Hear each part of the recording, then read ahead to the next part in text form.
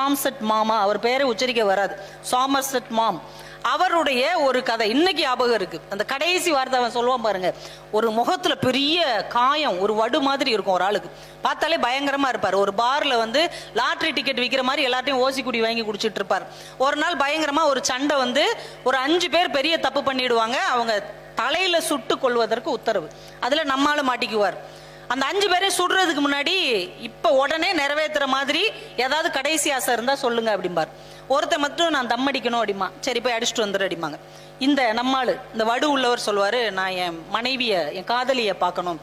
எப்ப அதை எப்படி இனிமே பார்க்க முடியும், இல்ல அவ இங்கதான் வந்திருக்கிறான்னு. எப்ப வந்திருக்கிறாளா? ஆமா வந்திருக்கிறா, சரி அப்ப போய் பார்த்துட்டு வா, அதுக்குள்ள நான் ஒரு தம்ம போட்டுறேன் அப்படிம்பார். அந்த காதலிய போய் பார்க்க போவோம். ஓடி வந்து அழகா இருப்பா, ரொம்ப இளமையா இருப்பா. ஓடி வந்து இவனை கட்டி அணைச்சுக்குவா. இவனை அவளை ரொம்ப கட்டி அணைச்சு எங்கதான் ஒளிச்சு வச்சிருந்தானோ ஒரு கத்தி எடுத்து அவ கழுத்து கீழே இறக்கி கொண்டுருவான்.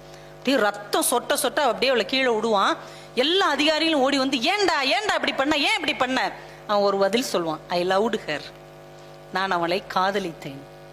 இதுக்கு பின்னாடி இதோட முடிஞ்சிடும் அந்த கதை.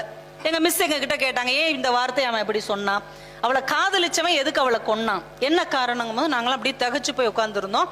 எங்க கிளாஸ்ல ஒருத்தி மட்டும் எந்திரிச்சு சொன்னா, அவ அவ்வளோ அழகா இருக்கா, இளமையா இருக்கா, இவன் செத்ததுக்கு அப்புறம் அவ என்னெல்லாம் கஷ்டப்படுவா, அவ கஷ்டப்படக்கூடாதுங்கிறதுக்காகத்தான் அவளை காதலித்ததனால்தான் அவன் அவளை கொன்னுட்டான் அப்படின்னு சொல்லுவாங்க.